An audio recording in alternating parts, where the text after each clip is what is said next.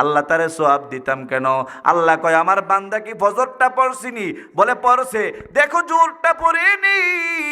জোহর যদি পড়ে রে আমার বান্দা, আমার বান্দি, আমার বান্দিটা যদিও ফজরের পর থেকে তার স্বামীর ঘরের কাজ করছে, যদিও তার স্বামীর সন্তানদের লালন পালন করছে, যদিও বান্দিটা সকাল থেকে রান্না বান্নার কাজ করছে, যদিও বান্দিটা সকাল থেকে তার ঘর ঝাড়ু দিছে, তার স্বামীর কাপড় পরিষ্কার করছে, কাপড় ধুইছে, শ্বশুর শাশুড়ির সেবা করছে, যদি এইগুলা দুনিয়ার কাজ, আমি আল্লাহ বলে দেয় আমি আল্লাহ তো সওয়াব দেওয়ার মালিক, আমি আল্লাহর কাছে কোনো সওয়াবের অভাব নাই। ও ফেরেশতারা, আমার বান্দা বান্দির আমল নামাই ফজর থেকে জোহরের নামাজ পড়ার কারণে ফজর থেকে জোহর পর্যন্ত দাঁড়ায় দাঁড়ায় নফল নামাজ পড়ার সওয়াব লিখে দাও। এইভাবে 5 ওয়াক্ত নামাজ আদায় করলে 24 ঘন্টা তার আমল নামে সওয়াব লিখে দেন। আর ফেরেশতারা দোয়া করেন, মালিক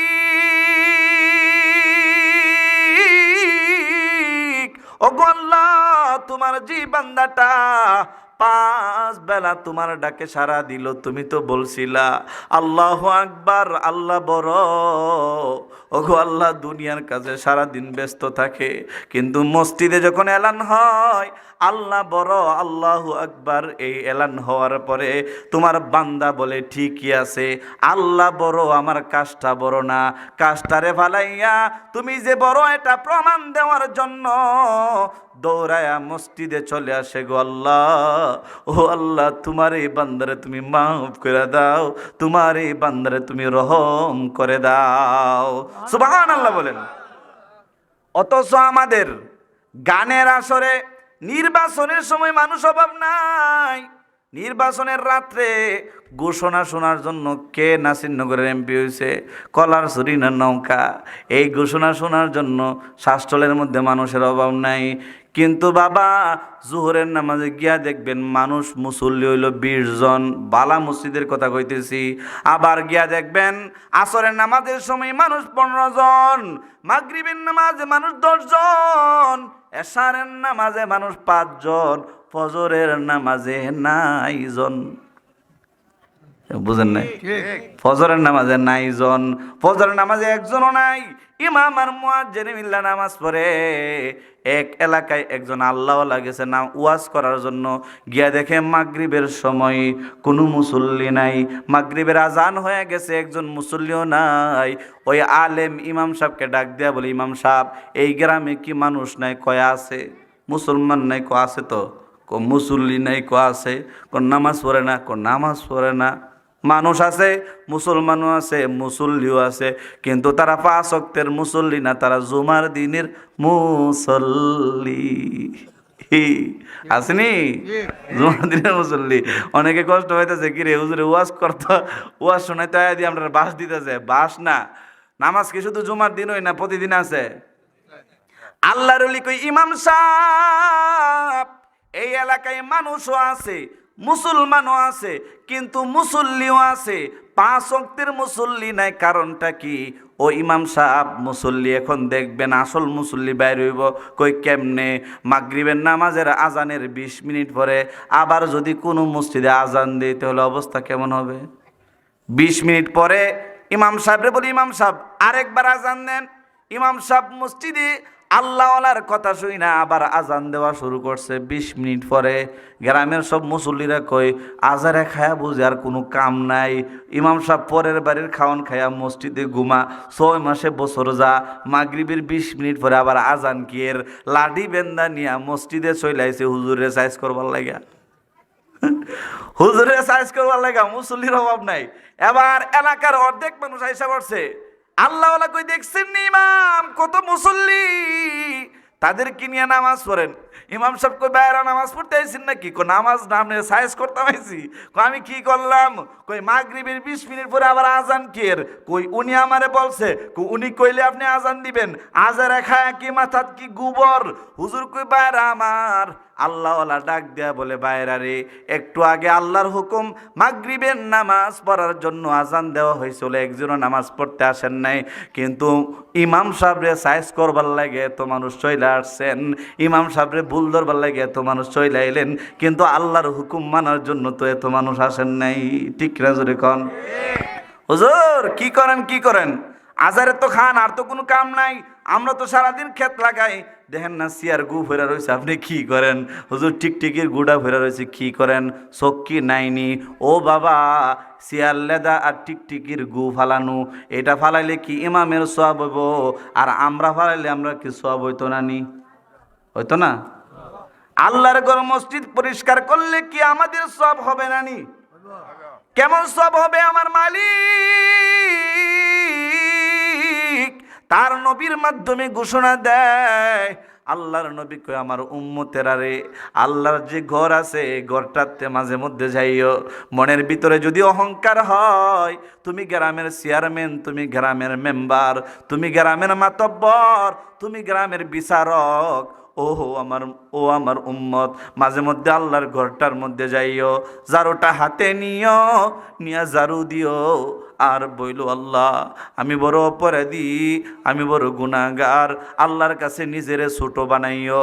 যদি নিজেরে ছোট বানাইয়া আল্লাহর ঘরটারে জারু দিতে পারো, আল্লাহর ঘরের ওই জারুর সাথে যত পরিমাণ ধুলা বালি আল্লাহর ঘর থেকে বের হবে, যত পরিমাণ ময়লা বের হবে, আল্লাহ তত পরিমাণ সওয়াব তোমার আমল নামাই লিখে দিবেন। সুবহানাল্লাহ বলেন। শুধু তাই না, সওয়াব শুধু লিখবেন তাই না, তোমার জারুর সাথে যত পরিমাণ বালু বের হবে তত পরিমাণ গুনাহ আল্লাহ মাফ করে দিবেন। আল্লাহর ঘরকে ইজ্জত করার কারণে তোমার আমার ইজ্জত বাড়িয়ে দিবেন কে? আল্লাহ। আরো জোরে জোরসে বলেন, আমাদের রব, আমাদের মালিক। আরো জোরে, হয়েছে না রে? আসমানেতে, জমিনেতে, পাহাড়েতে, পানির নিচে, কবরেতে, হাসরেতে, মিজানেতে, পুলসিরাতে, জান্নাতে, 7 তারিখে, 7 তারিখ বলে আল্লাহ 7 তারিখ তো গেছে গই, ওই দিনও আল্লাহ আছেন না? আল্লাহ ওই দিন মরে গেছেন গা। তো যারা দুর্নীতি করছেন, বাটপারি করছেন, আরেকজনের চা খায়া ভোট দিচ্ছেন, এরা কি আল্লাহ দেখছিনি না? আল্লাহ চোখ বুঝে আছেন, ঘুমায় আছেন 7 তারিখে? হ্যাঁ, অনেকে তো ভোট দিত না গিয়ে ঘুমাইছে। আল্লাহ কি ঘুমাইছে নাকি? বলে তাক বাংলাদেশে যখন বুড়াবুড়ি হইতেছে, এরা যখন গুসা করছে ভোট দিত না, আমিও গুসা করে ঘুমাই। আল্লাহ কি কথা কইছে? আল্লাহর কোনো ঘুম নাই, আল্লাহ ঘুমান না। ও বান্দা, যে কথা বলতেছিলাম, আমাদের মধ্যে কয়টা গুণ থাকতে হবে? 2টা গুণ থাকতে হবে। মন আছে নিও না? আপনার কোন দূর হুজুর কি সেরা বেড়া লাগাইছে, শেষ করে দে। হ্যাঁ, শেষ করে দে। 2টা গুণ লাগবে। 1 নম্বর ইমান, 2 নম্বর নেক আমল। নেক আমলের কথা বলতেছিলাম, নেক আমলের অনেক ধরন আছে। ওয়াজ করতে গেলে সারা রাত চলে যাব, সারা রাতেও নেক আমলের বর্ণনা শেষ হবে না। এবার আসুন ইমানের কথা বলি। ইমান মানে আমরা মুসলমানের ঘরে হইছি, এখন কি আমরা মুসলমান হই না আমরা বেঈমান? মুসলমান দাবি করেনি নিজেরে? বলেন আমরা, বুকে হাত দেন, আমরা মুসলমান, আমরা মুসলমান, আমরা মুসলমান। একটু বাপ আছে না? বাপ নিয়ে কবেন আমরা মুসলমান। পাওয়ার আছে না? আল্লাহর বান্দা, কি একটা সম্পদ দিয়েছেন আল্লাহ, যেটা দিয়া জান্নাত পাবো। আই রে, মরার পরে যদি জাহান্নামে যাওয়ার লাগে, চিরস্থায়ী জাহান্নাম। একটা হইলো মুমিন নামাজ না পড়ার কারণে, বিভিন্ন গুনার কারণে জাহান্নামে গেছে, কয়েকদিন পরে উঠে আয়সা করবো, এর তো কপাল বালা। কিন্তু যদি যদি যদি চিরস্থায়ী জাহান্নামে যাওয়ার লাগে, আল্লাহ আছে যতদিন, তুমিও জাহান্নামে ততদিন, খালিদিনা ফিহা। আল্লাহ কই চিরদিন থাকতে হইব, কোনোদিন বাইরে যেতে না। যদি ইমান হারায় মরি, অবস্থা কি হইব? আল্লাহ যে বাঁচাইছেন এই ফিদিয়ার কান্দির, রহিমা, সকিনা, জরিনা, মারিয়াম, আব্দুল করিম, আব্দুর রহিম, আব্দুল গফার, আব্দুল সত্তার, আব্দুল বাসির, এদের মতো সরল মনা সাধারণ মুসলমানের ঘরে যে আল্লাহ মুসলমান বানাইছেন, এই জন্য আবারও জুড়ে সবাই বলতে হবে আলহামদুলিল্লাহ। এই যে ইমান আল্লাহ দান করেছেন বাবা, ইমানের কত দাম জানেননি?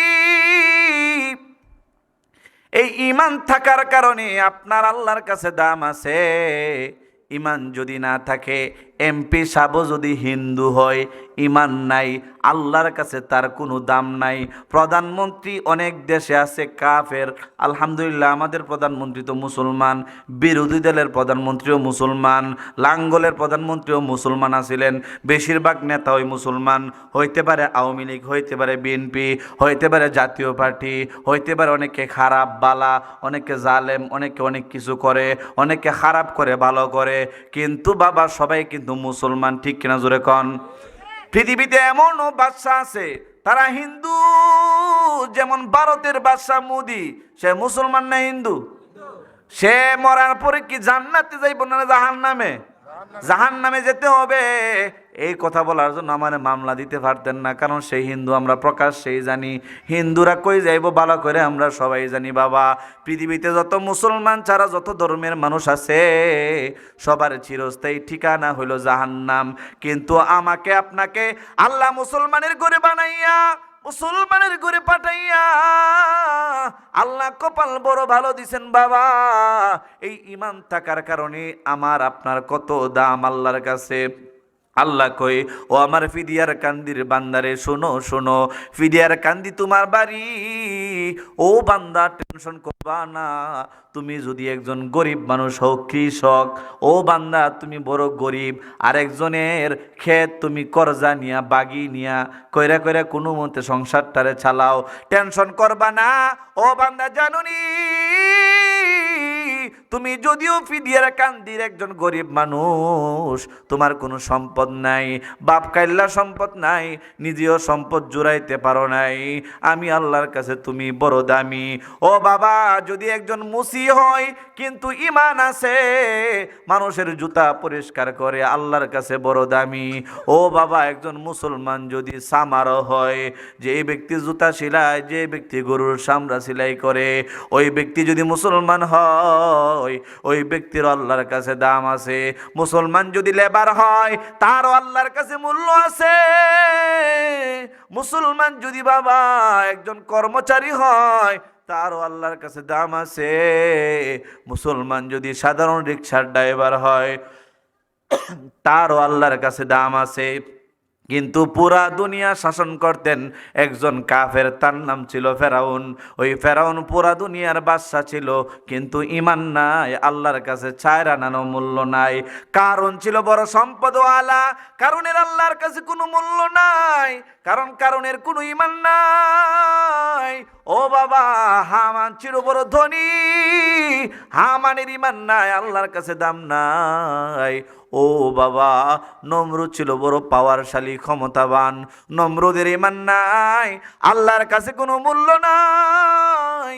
কিন্তু আমার আপনার নবীর একজন সাধারণ সাহাবী ছিলেন, যিনি ছিলেন গুলাম, যিনি ছিলেন একজন গরিব মানুষ, নাম ছিল তার বেলাল। পাগুলা ছিল ফাটা ফাটা, জীবনে পায়ের মধ্যে আমাদের মতো ক্রিম লাগাইতে পারে নাই, মেরিন লাগাইতে পারে নাই। ঠোঁটগুলা ছিল ফাটা ফাটা, জীবনে ঠোঁটের মধ্যে মেরিন লাগাইতে পারে নাই, জীবনে চেহারার মধ্যে ক্রিম লাগাইতে পারে নাই। ও বাবা, জীবনে মাথার মধ্যে তেল লাগাইবার মতো পয়সা আল্লাহ তারে দান করে নাই। একজন কৃতদাস গোলাম ছিল, উমাইয়া নামে একজন কাফের, তার বাড়িতে কাজ করত। ওই বেলাল তার বন্ধুদের কাছ থেকে শুনছিল, বন্ধুর একদিন সব গোলামরা মিলে উমাইয়ার বাড়ির উঠানে বসে বসে আড্ডা দেয়, আর কই বেলাল রে, ও বেলাল শুনছুনি শুনছুনি, বলে কি শুনছুনি, আমাদের উমাইয়ার তো মাথা গরম। বলে কেন?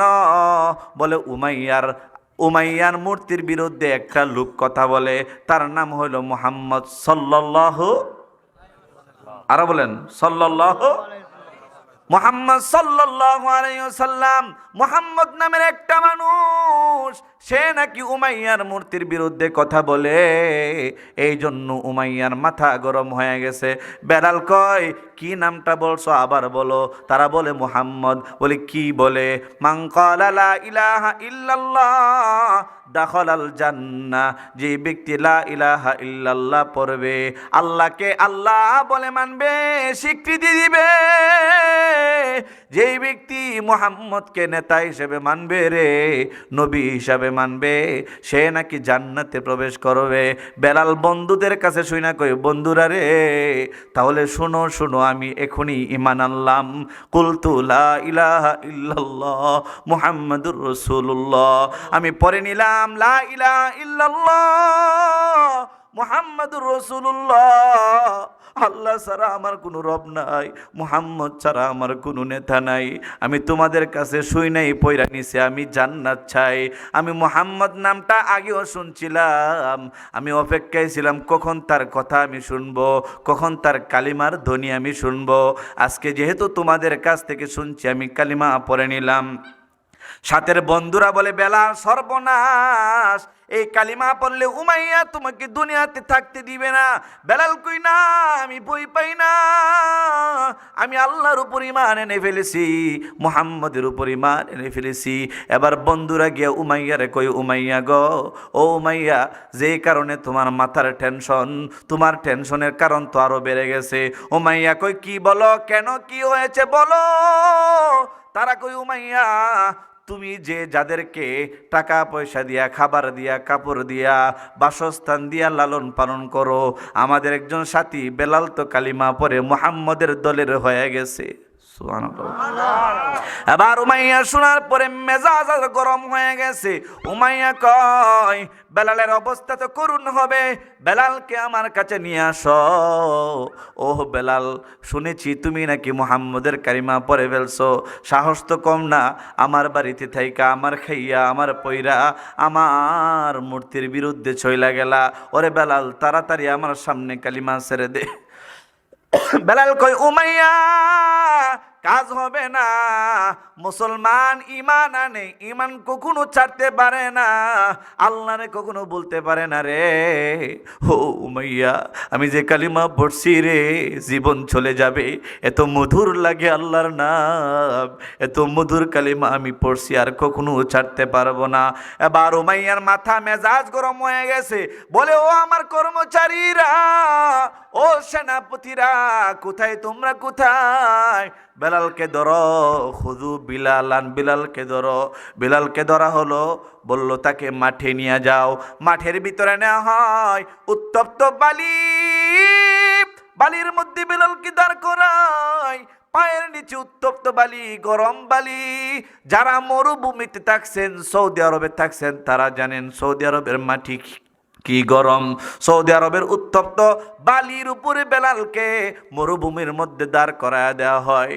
পায়ের নিচে যেন মনে হয় পা পইরা ছাই হয়ে যাইতেছে। বেলাল রে কয়, বেলাল রে, মাথার উপরে উত্তপ্ত সূর্যের আলো, সূর্যের তাপ, আর পায়ের নিচে উত্তপ্ত বালি। ওরে বেলাল, কালিমা ছেড়ে দে, না হইলে আরো কঠিন শাস্তি দেব। বেলাল কই উমাইয়া,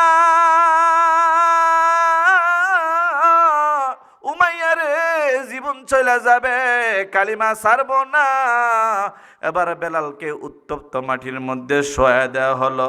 হযরত বেলালকে উত্তপ্ত মাটির মধ্যে যখন শোয়া দেয়, হযরত বেলালের পিঠের গোশতগুলা আস্তে আস্তে উত্তপ্ত বালির কারণে গলে যায়।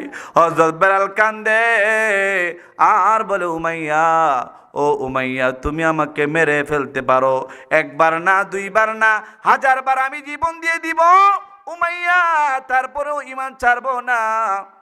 উমাইয়া বলে, বেলাল, আরো কঠিন শাস্তি হবে, তাড়াতাড়ি ঈমান ছেড়ে দে। বেলাল কই, উমাইয়া রে, এই কঠিন শাস্তির কারণে আমার পিঠের চামড়া গলে যাচ্ছে, আমার গোশতের মধ্যে গিয়া গরম লেগে গেছে। ওরে উমাইয়া, আমার হাতের চামড়া চলে গেছে, আর কি শাস্তি দিলে তুমি শান্তি পাইবা? এবার উমাইয়া কই, বেলাল, আরো কঠিন শাস্তি তোমার জন্য অপেক্ষা করে। ও আমার কর্মচারীরা শুনো, বেলালকে এর থেকে বড় কঠিন শাস্তি দিতে হবে। এবার বেলালকে শুধু মাটির মধ্যে টানলেই হবে না, বেলালের 2টা হাতের মধ্যে পেরেক মেরে দাও। 2টা হাতের মধ্যে পেরেক মেরে দেয়। বেলাল দুনিয়ার কোনো মানুষকে কোনো কিছু বলে না, শুধু একটা শব্দ বলে, আহাদ, আহাদ, আহাদ, আমার আল্লাহ এক। কুল হু আল্লাহু আহাদ, আমার আল্লাহ এক।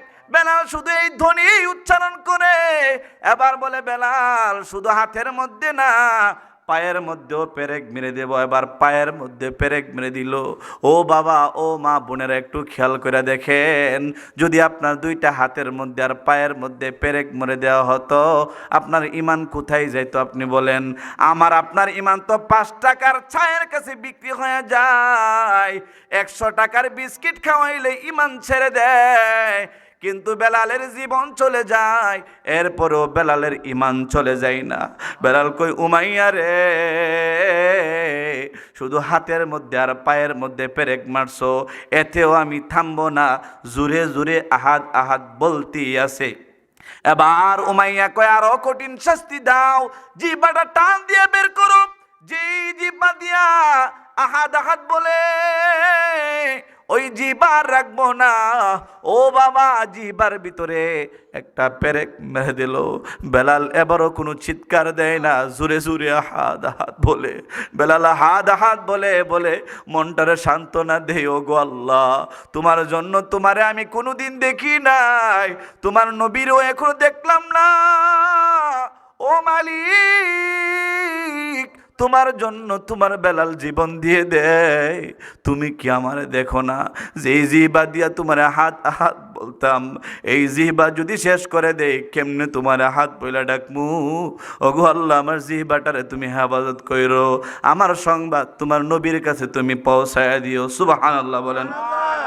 আল্লাহ তাআলা সালাম জানাইনি নবীর কাছে, ওগো নবী, আমার বেলাল কত কষ্ট করতেছে, বেলাল রে আমার সালাম দিয়েন। ওগো নবীজি, আমার বেলালের একটু খবর নিয়েন, বেলাল আপনার প্রেমে পাগল হয়ে যায়, মজনু হয়ে যায়। আমার নবী এই খবরটা শোনার পর পাগলের মতো হয়ে গেছে। আবু বকর কয়, ও আবু বকর, ধনী মানুষ, মক্কার জমিনে তোমার সম্পদের কোনো অভাব নাই, বাবার বড় ব্যবসা, মক্কার জমিন। তখন এখনকার যুগে ঢাকা শহরে রাজধানীতে একজনের যদি 10 তলা বাড়ি থাকে, ফিদিয়ার কান্দির কোনো মানুষের, আমরা তারে অনেক ধনী মনে করি। তখনকার যুগে আবু বকরের বাবার মক্কা শরীফে অনেক দোকান ছিল, আর মক্কা ছিল পুরা পৃথিবীর রাজধানী। আমেরিকায় বাড়ি হইলে এখন মানুষ যেমন ধনী, তখনকার যুগে মক্কায় দোকান থাকলে সে ছিল সবচেয়ে বড় ধনী। মক্কাতে তার মার্কেট আছে। নবী কই, আবু বকর, আমার বেলালকে কি তুমি উমাইয়ার কাছ থেকে আজাদ কইরা আনতে পারবানি? আবু বকর কই, অবশ্যই ইয়া রাসূলুল্লাহ, পারবো। আবু বকর গেলেন, গিয়ে দেখেন বেলালের করুণ অবস্থা, হাত পা সব জায়গায় পেরেক মারা, জিহ্বার মধ্যেও পেরেক মারা। আবু বকর দৃশ্যটা দেখার পর চোখ দিয়ে ঠপ ঠপ করে পানি ফেলায় দেয়। ও বেলাল, এই করুণ অবস্থা, এরপরও তুমি জিহ্বা তোমার কেটে ফেলছে, এরপরেও আহাদ আহাদ বলার চেষ্টা করতেছো। বেলাল রে, আল্লাহর নামটাকে একটু মনে মনে জপা যায় না? নাস্তিকরা তো আল্লাহর নাম শুনলে তাদের খেপে যায়, আগুন জ্বলে যায়। আল্লাহর নাম সংসদে থাকুক তারা চায় না, ঠিক কিনা জোরে বলেন? আল্লাহর নাম সব জায়গায় জপুক তারা চায় না, আল্লাহর নাম মুসলমানের সন্তানরা জপুক তারা চায় না। তারা চায় সব জায়গায় যেন রাম বামদের নাম জপে, শয়তানের নাম যেন সব জায়গায় জপা হয়। তারা এই চিন্তায় বেকুল হয়ে থাকে। ওরে বেলাল, আস্তে আস্তে মনে মনে আল্লাহর নাম জইপ। বেলাল কয়, আবু বকর, আমি যত জুড়ে আমার মালিককে আল্লাহকে ডাক দেই, তত বেশি আরাম পাই। ও আবু বকর, আমি কি আমার আরামটা বুঝবো না? আবু বকর, তুমি কি আমার ব্যথাটা বুঝবা? আবু বকর রে, আহাদ আহাদ ডাকলে তো আমি কষ্ট ভুলে যাই, এই জন্য আমি জুড়ে জুড়ে আহাদ আহাদ করি। আবু বকর কই, বেলাল, টেনশন করবা না, সুসংবাদ এসে গেছে। বেলাল কয়, আবু বকর, কিসের সুসংবাদ? আল্লাহ তোমারে সালাম জানাইছেন, নবী আমারে পাঠাইছেন তোমারে দেখার জন্য। এবার বেলাল জোর জোরে কান্দে আর বলে, আবু বকর, তাহলে বুঝো আমার দাম আল্লাহর কাছে কত বেড়ে গেছে। এই কুরবানি করার কারণে, আমার আল্লাহর নাম জপার কারণেই হয়তো আল্লাহ আমারে পছন্দ করছে। আজকে যদি উমাইয়ার কারণে ইমান ছেড়ে দিতাম, আমি আবু জাহেলের মতো নিকৃষ্ট হয়ে যাইতাম। ইমান ধরে রাখছি, এই জন্য আল্লাহর কাছে প্রিয় হয়ে গেছি। সুবহানাল্লাহ বলেন। আবু বকর বেলালকে আজাদ করবেন, উমাইয়ার কাছে বললেন, উমাইয়া গরিব মানুষ, তারে মাইরে কোনো লাভ নাই, ইমান ছাড়বে না, তারে আমার কাছে বিক্রি করে ফেলো। কাফেররা তো সব দিকেই খারাপ থাকে। উমাইয়া একটা সুযোগ সন্ধানী ছিল। উমাইয়া বলে আবু বকর যদি তারে কিনতে চাও কড়া দামে কিনতে হবে। আবু বকর কই কি লাগে বলো, কি লাগে বলো। আমার নবী আমারে পাঠাইছেন, আমার নবীর জন্য আমি পুরা দুনিয়া কুরবানি করে দিতে পারি, আমার জীবন দিয়া দিতে পারি। আমার জীবন চাওনি, আমার জীবন চাইলে বলো। আমার নবী আজকে আমারে বাজার করার জন্য পাঠাইছেন, আমি আজকে জান্নাত কিনতে আইছি। ও উমাইয়া বলো তোমার কি চাই। উমাইয়া চিন্তা করলেন এই যে আবেগের কথা বলতেছে, আবু বকরের কাছে ছোট জিনিস চাইলে হবে না। ও আবু বকর, মক্কায় যে তোমার সবচেয়ে ভালো দোকানটা আছে ওই দোকানটা তুমি আমারে দিয়া দিতে হবে, বিনিময়ে বেলালকে তোমারে দিয়ে দিব। আবু বকর বলে স্টাম্প আনো, কাগজ আনো। লিখা দিলেন উমাইয়ার নামে দোকান, নিয়ে গেলেন জান্নাত, নিয়ে গেলেন বেলালকে আজাদ কইরা আল্লাহর নবীর কাছে নিলেন। আল্লাহর নবী বললেন আবু বকর এখন থেকে বেলাল তোমার গোলাম। আবু বকর কই নবী আমি তো বেলালকে আনছি আপনাকে হাদিয়া দেওয়ার জন্য। ওগো নবীজি বেলালকে আমি আবু বকর আজাদ করে দিলাম, বেলালকে আমি আবু বকর আজকে থেকে মুক্ত করে দিলাম। আল্লাহর বান্দাকে আর আমার গোলাম বানাইয়া রাখতে চাই না, আজকে থেকে আল্লাহর গোলাম হিসাবে স্বীকৃতি দিয়ে দিলাম। সুবহানাল্লাহ বলেন। আজাদ করে দিলেন। আর হযরত বেলাল কেমন ইমানের হেফাজত করলেন। ওই যে বলতেছিলাম দুইটা গুণ লাগবে। কয়টা গুণ? দুইটা গুণ যদি আমরা অর্জন করতে পারি আসহাবুল জান্নাহ হয়ে যাব। সাহাবায়ে কেরাম হয়েছিলেন রাদিয়াল্লাহু আনহুম। আমরা তো রাদিয়াল্লাহু আনহু হইতে পারবো না, তবে আমরা হইতে পারবো আসহাবুল জান্নাহ। কি হতে পারবো বলেন? আসহাবুল জান্নাহ। এবং আসহাবে জান্নাত যে হব, হুম ফিহা খালিদুন, সেখানে থাকবো চিরকাল। যতদিন আল্লাহ আছেন ততদিন আমরা ওই জান্নাতে যাব। ওই জান্নাতে যেতে হলে দুইটা কাজ করতে হবে, 1 নম্বর ঈমান, 2 নম্বর নেক আমল। আমরা করতে রাজি আছি তো ইনশাআল্লাহ? আল্লাহ তাআলা আমাদের সবাইকে তৌফিক দান করুক। সবাই বলে আমিন।